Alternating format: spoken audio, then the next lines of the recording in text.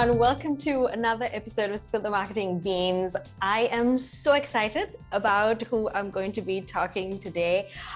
We have Amanda Natividad, who has, done some pretty cool stuff, ranging from building a B2B marketing team at Fitbit, and she was head of marketing at Growth Machine, and now she is a marketing architect at Sparktoro. First of all, Amanda, welcome. Thank you so much for taking the time. Tell me, what's a marketing architect? Thank you so much for having me. Marketing architect, it sounds like a fake title, right? But it kind of is. Well, when a co-founder of Sparktoro, Bryn Fishkin, and I were talking about the kind of role that I would have at this company, I'm a very early hire for him and his co-founder, Casey. And so I very quickly realized that this role would not be very traditional, that by the nature of it, it's just three of us right now at the company. We're all doing a little bit of customer support, a little bit of, content, a little bit of email, a little bit of everything. So I really saw this role as kind of setting the foundation for what marketing could eventually become and what the customer experience could eventually become. And I felt like it was more inclusive of the various tasks that I would be responsible for. So right now, one of my main responsibilities is that actually falls under product management. So I'm working on, improving or optimizing the user onboarding experience. Okay, that's very cool. So today, Amanda, I want to talk about, there's, I've been checking out, what the kind of thing that you do at Office Hours as well. I attended one of the sessions, and I really like that sense of community, that the two of you have grown there. And today, very specifically, I want to focus on, everything that you've done around content, building, cool types of content and what exactly you should do. Because for me as a product marketer, yes, there are so many things that you'd want to do, but building the right sort of content is essentially what helps, customers understand the value of the product that you're trying to sell and things like that. So based on your experience at Fitbit, I would love to know, how did that whole process worked out for you building, a content strategy at Fitbit? How did that work? What was the process like? How did you understand what really spoke to customers? Just let's dish it out. Yeah, I think what's really interesting about my time at Fitbit was, so I was on the Fitbit B2B team, which meant selling devices and software to other companies or employers so that they could run corporate wellness programs for their employees. So it would be like if your employer decided, hey, I want to buy Fitbits for everyone here. Let's do some step challenges. It'll be fun for morale. We'll all get healthier. It'll be great. It was that. So the interesting thing is that, Fitbit is known as a beloved consumer brand. So, in working on the B2B side, we had the great fortune of not having to put our name out there. People already knew who we were. We were getting a ton of inbound requests, like people reaching out to us saying, hey, do you do corporate wellness? So we were just fielding all those requests. So for my first, I would say I think it was even the first 3 years, first 2 to 3 years, we didn't even have a blog. Our content was a lot of white papers, playbooks, a lot of gated content, which we used for lead generation and lead nurture. It was the other piece of content, or the other way we used content, was in events. So event strategy was actually a big part of my job there. And that really meant, preparing talking points for executives at other conferences. Maybe we would have a sponsorship at an industry conference, which included one of us to be able to speak there. And it also included hosting some events and creating some of the content for that. So I think, it was a very untraditional content kind of role, especially in the B2B world. And I really just saw my team as content as a service, where we created content in service to demand generation, to events, to sales, and to customer success. So it wasn't even until my last year and a half that we really focused on a blog as well. And that was, with a blog, we started creating content that was about what is corporate wellness, how to run a corporate wellness challenge, the stuff like that. That's more of the kind of top of the funnel growing organic traffic, yada, yada. So how do you identify the right stuff to write about? Like, how did that whole content creation process like work out? It was very much guided by our customers. Like it was very much guided by the people reaching out to us. So I guess prospects and customers who were saying things like, well, for customers, they were saying things like, hey, like I have the software, it's great, but I don't really know what to do next. What does it mean to put people in teams, or I put people in teams, but now what? So a lot of the early content I created was around running effective corporate activity challenges. So then it was like, first it was a playbook on like, okay, here's how you can put people into teams.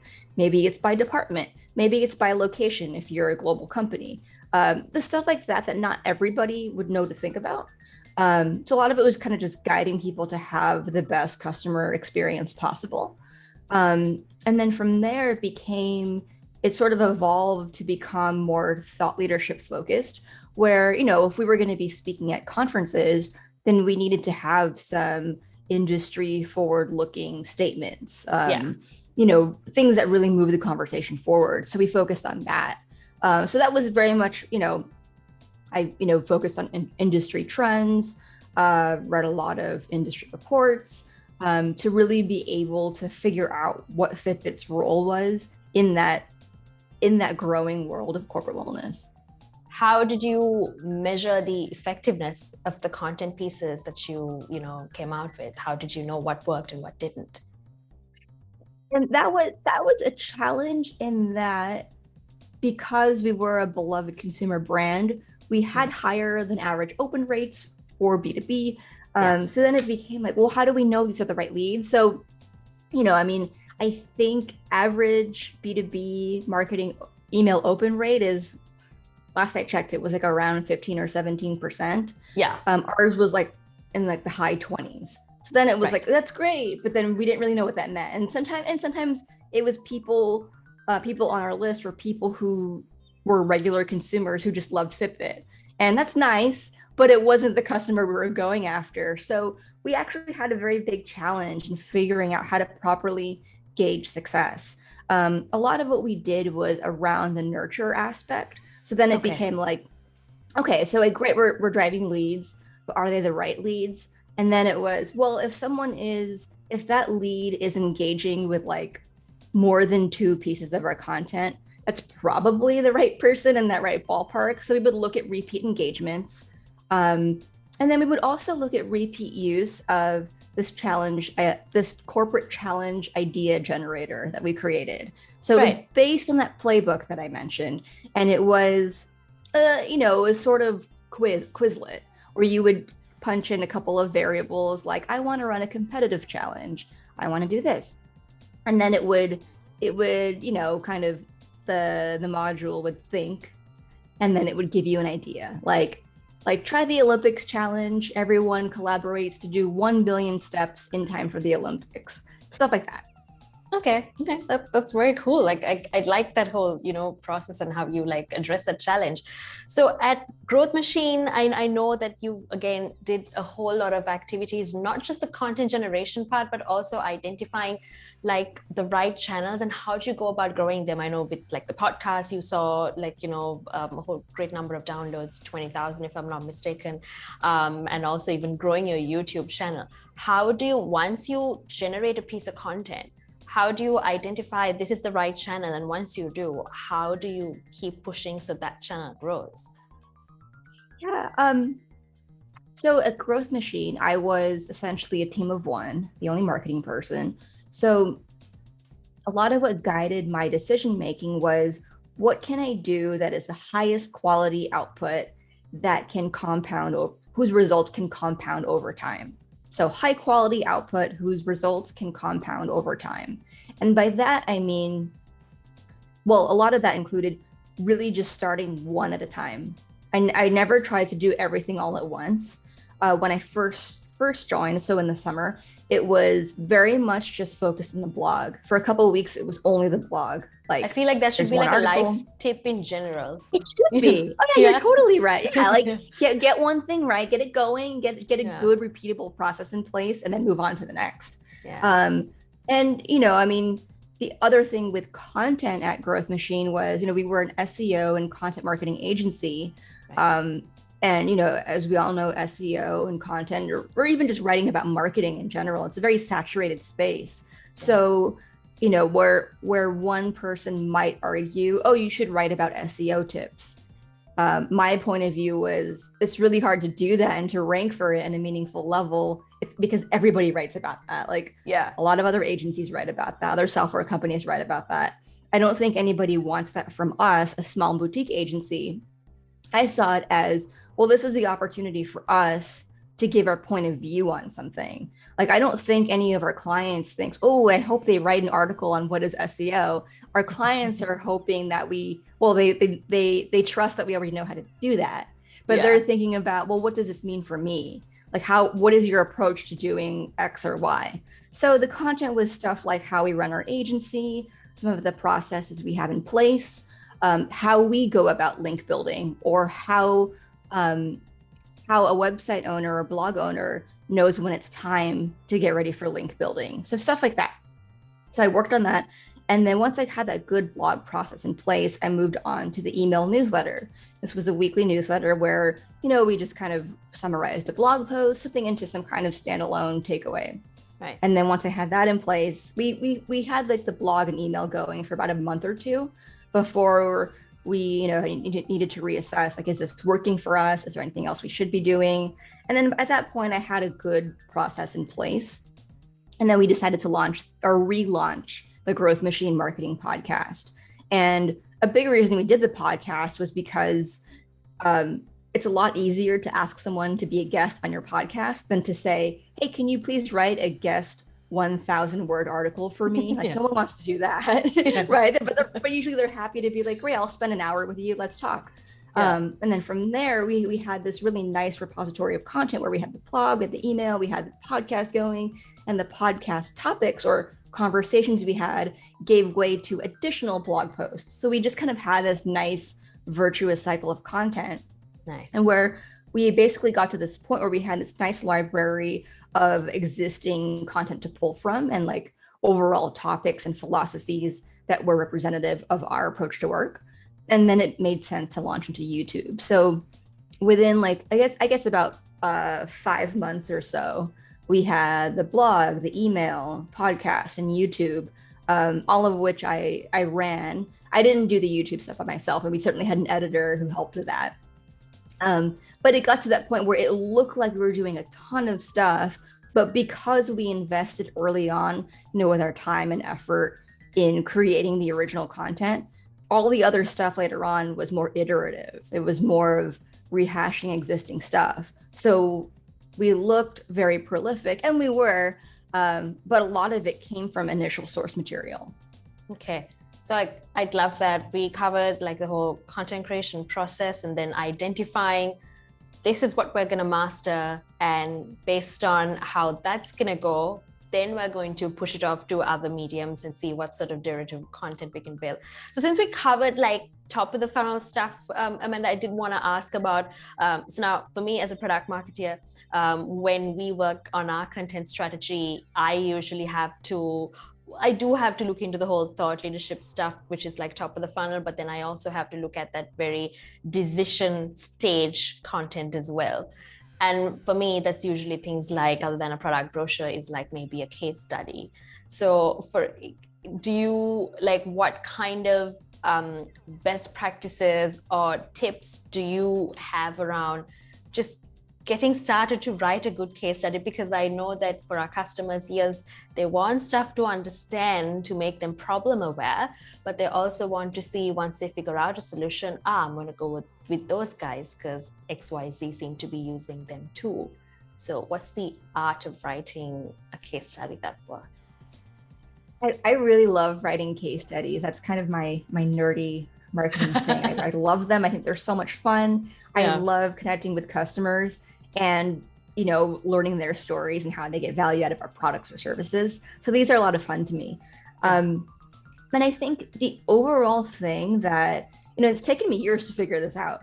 The overall thing that I think is the most impactful is it's not a brand name. It's not, it's not some huge deal. The thing that I think is most impactful is not having, yes, the data that you can pull if you're a software company, the data that you can pull, but what's more important is the additional data that only your customer can verify. Yeah. And so this is very much tied to what are the outcomes they're getting and how are they measuring it. So you as the whatever, the company, the brand, the one writing the case study, you can say, oh, this customer had a terrific experience. Or even it's just, let's say you are a messaging app. You can say, oh, this customer, they sent 10,000 messages in their first month. Those are things that someone with a fresh pair of eyes or fresh perspective, they won't know what that means. Like, is 10,000 messages a month good? Like, sounds like a lot. I don't know. But when you tell the story through your customers' metrics, that's when you get the stuff like your customer saying, this saved us 10 hours of work per week per employee. So that I think is something people can understand. Or it's like, because of this new tool, we were able to streamline how we get data for customer pitches. And now we can do personalized pitches in a fraction of the time. Stuff like that, that's like, oh, I get that. So that's the thing that I think more marketers need to be thinking about. It's about how can you tell the outcomes through your customer's lens, like through their point of view, through their story, and how can you help them do that? Because I think at the end of the day, people don't want to read about how awesome your product is or how awesome your service is. They want to learn about how your customer truly experiences the product and the value that they get out of it. That's a really good one. So when I want to get to an insight like that, what kind of, say, 2 to 3 questions would you suggest that I ask a customer? Yeah, that's a good question. So things that I might do, and I'm trying to answer this generally, depending on what kind of person is listening to this. So if you are a SaaS company, or a SaaS tool, I think you can frame the questions through your own metrics. So maybe it would be, hey, based on our tool, we can see that you guys are sending a ton of messages per day. I don't know. Like, based on, as we compare this to other customers, you guys are sending more messages. Can you tell me more about that? Like, what kinds of what purposes are you using this for? What job are you accomplishing by doing this? And there's that. I think one thing is, another question would be in digging into their pain points, even with your product. Like, maybe it'll be like, oh, did you have an easy time onboarding, or did you have a difficult time? What were some of the challenges you experienced in going through the learning curve of using our product?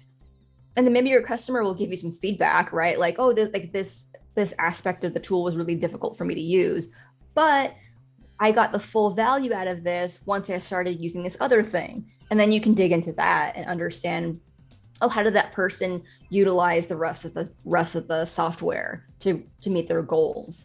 And then I would also ask about personal stories. I think it's pretty easy for people to think about anecdotes like that.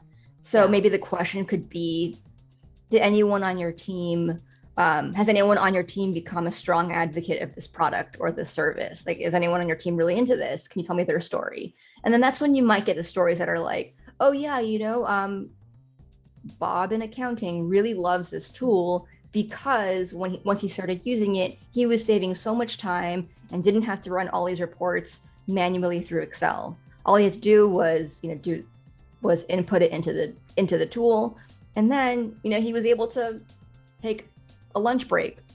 Most days he doesn't. He just sits at his desk and does the work. But now that he has more time, he actually goes for a walk and has his lunch. It's the stuff like that that's like, maybe your case study wouldn't be about someone else having lunch, but it speaks to a very human pain point, or a very human aspect of, oh, that's really nice. Like, that person saved time in their day and they got to do something for themselves. Like, that's nice. Yeah, I like that, because then, saying that my product saves time, which I suppose is something everybody says, it's not just like an empty statement anymore, because I was actually tell you who was able to and what they did that as a result. I love that. I also exactly. I like point number 2 as well. also asking about, what was the pain point you solved, because I refrain asking about, what pain point you have with my product, because I just want to tell them, hey, what did I solve for you? Tell me what you love about our product, and just jump right into it. So I like that tip, Amanda, something I'll be using as well. Totally. And there's also this, if someone agreed to do a case study with you and you ask for, constructive feedback like that, they might be more amenable to giving you feedback you can use. And there's also that knowing there's a safe space, right? Because okay, they already agreed to do a case study. So if they have something critical to say, it's not going to be, oh, I hate your product, I'm never going to use it. It's going to be, oh, this part of it was difficult, or I couldn't understand how to use this feature. But yeah. Yeah. Okay, cool. So let's kind of take a step back and assume, have a scenario where we're addressing, or maybe if there's if there's anyone in the audience right now who is a company that's a SaaS company, and maybe in terms of their content strategy, all they have is a blog. How can they flesh out their channels to be something more, and how do they sort of improve or build on their content strategy? So I think it's great when someone has a blog, because that's kind of your master repository or master library for where your content will ultimately live. Right. But from there, I think it's always good to have one other content/distribution channel.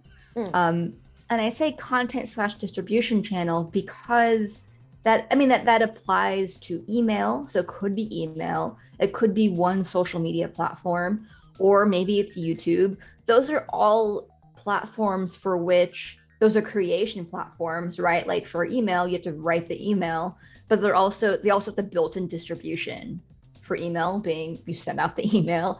And then for social media, it's a public feed where other people can see it. And I say to choose one of those because it's really hard to master one platform for your company. Yeah. Like, you can be an email expert, right? You can know MailChimp and Braze and ConvertKit, and you could have mastery of all these tools and how they're done, absolutely. But you might not have mastery of how that is done in your business to your existing audience. That, I think, will always be a learning curve for any marketer in any role. And, some people might learn it quickly, right? But I think it usually takes around a month to get that true mastery and to see those results over the course of the 4 weeks within a month or so. And then that's when I think you can start seeing trends with it, whether it's open rates within a given campaign, like maybe it's, event emails don't do very well. Maybe we should figure out how to optimize for that. Or maybe we should send fewer email notifications. Or with social media, I think, there's the old approach of social media where it was, just post a link to the blog.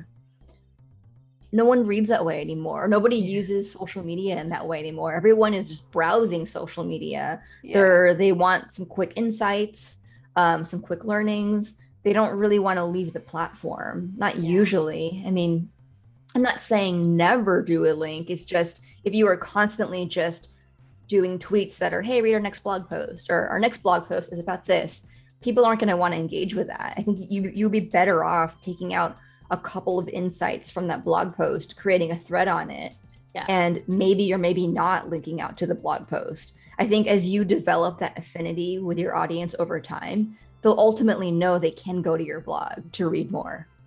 Okay. All right. Okay. I really like that.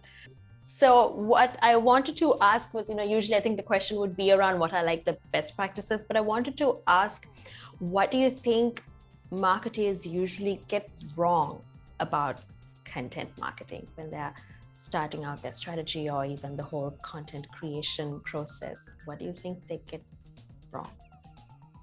I think what a lot of people get wrong is the relationship between content and SEO.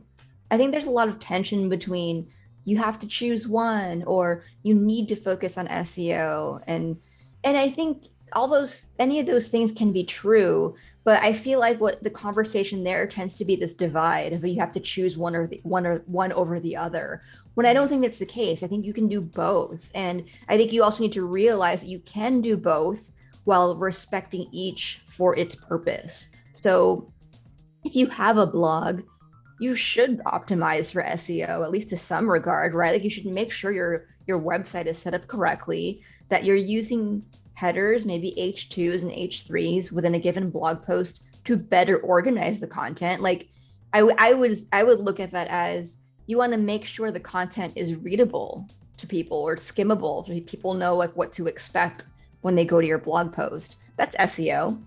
Yeah.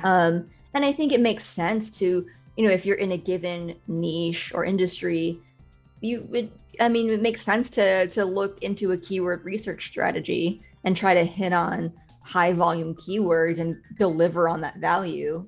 However, that doesn't need to be the only thing you do with content, because content marketing is also taking that source material and distilling it into other ways, whether it's into nice social media posts, an email newsletter, or creating the derivative content like for a podcast or for YouTube.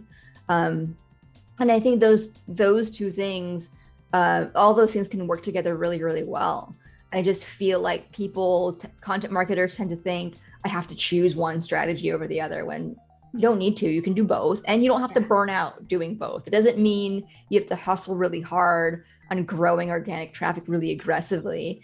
But at the same time, I do think if you are growing your website traffic, you should also figure out how to tie that to sales goals. So whether you are a direct-to-consumer company or a B2B SaaS company, it should ladder up into something, right? So I think there's something to be said for having some of those what might be low volume but high intent goals. So maybe there's something to be said for creating content that's around how to do, existing pain point, or like how to do X and how your product or service accomplishes that sort of pain point, and then tying that together. That way you're attracting people to your blog based on the high volume keywords, and they're getting them to stay because of the higher quality content that you have that is addressed towards your sales goals, but in a way that is showing how your product is relevant to the reader. Thank you for addressing that, because I know that's a tricky one for a lot of people, trying to find that really good balance between something that is about your product, but also it's not so sales as someone says, oh, it's just a pitch, but no, you're actually, saying how a problem can be solved. I like that, Amanda. So other than, finding out like the number of views for your blog, for example, or seeing the number of people that's sharing that, what other ways would you, how do you measure the success of a piece of content that you'd release? Depends on what the content is, right? Like sticking with the blog example, it would be, if you are ranking for that keyword or key phrase, if you've improved in search rank. But there's also, maybe if it gives way to additional content where you can cross-link them. I think that's a measure of success. For a podcast, or let's just say for a podcast or for a YouTube video, I think one success metric could be repeatability of the content. Like if you're able to create a couple of additional pieces of content based on that episode or that video, that's a measure of success.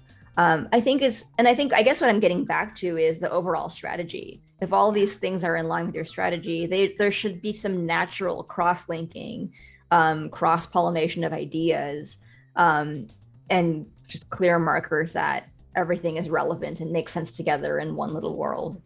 Okay. So on that whole topic of blogging and knowing the right thing to write about, making sure you address pain points and stuff. So what that all really boils down to is writing, and writing really well. And I also thought maybe that could be like the final question that I pepper you with. If you could give maybe 2 tips for someone who is looking to improve their writing, mostly me, what would they be? I agree with you. I think it all comes back to writing, because if you can write clearly, then usually you can speak clearly, and usually your ideas, or you can think through it clearly. Yeah. So I would say learn to be a good editor for yourself. that would be my overall advice. Learn to be a good editor for yourself, because you will always be your best editor, because only you know the full context of what you're writing, the full context of where your ideas are coming from and what your lived experiences are. Only you know that. But it's tough, right? When you write something and then you edit it, you're like, what does I mean? Like, how do I do this? How do I fix this? So what I like to do is, I think people know this is like the sort of Jerry Seinfeld approach, the comedian, of take one day to write, like put out all your ideas, and you treat yourself like a baby where all of your ideas are great. Everything deserves to be nurtured. You just need to get it out there. And then the next day, and the key thing is next day. So after some time has passed, then you edit ruthlessly. You cut ideas like that doesn't work, or like this needs to be fleshed out better. And then you refine it from there. I think some of the best writers know that at least half the work is done in the editing portion. So there's that. But I think it would probably help to go a little more tactical, because then it's like, okay, then how do you do it? How do you edit? Other little tricks that I do are I try to write in shorter sentences for the most part. I mean, it's a bit different when it's a blog, because it is just your little world where you get the kind of blank page to write whatever you want. But when it's something like a tweet, it needs to be very skimmable. So chop things up into shorter sentences. Challenge yourself to cut something in half. Like, can you whatever you have in 10 words, can you say it in 5 or 6? As few words as possible. And then there's also just, can you write at the 8th grade reading level? Like, and by that, it goes back to is it skimmable? Is it easy to read? Are you using active voice instead of passive voice? Things that just make your writing super punchy. Last thing I'll say on this is, this is where I really think that writing on Twitter comes in handy, because Twitter gives you the forcing function of you only get 280 characters in a given tweet. So you got to use it wisely. But it's a good writing exercise because it helps you condense ideas, speak more efficiently, or write more efficiently. It's not the only way to write, but it is a good way to kind of train yourself to be more concise. Cool. I love all of that. Thank you so much, Amanda, for taking the time today. I really appreciate it. A lot for me to learn. I'll probably take notes on all of this later. Thank you once again for making the time. I had so much fun. Me too. Thank you so much, Ishara. This was great.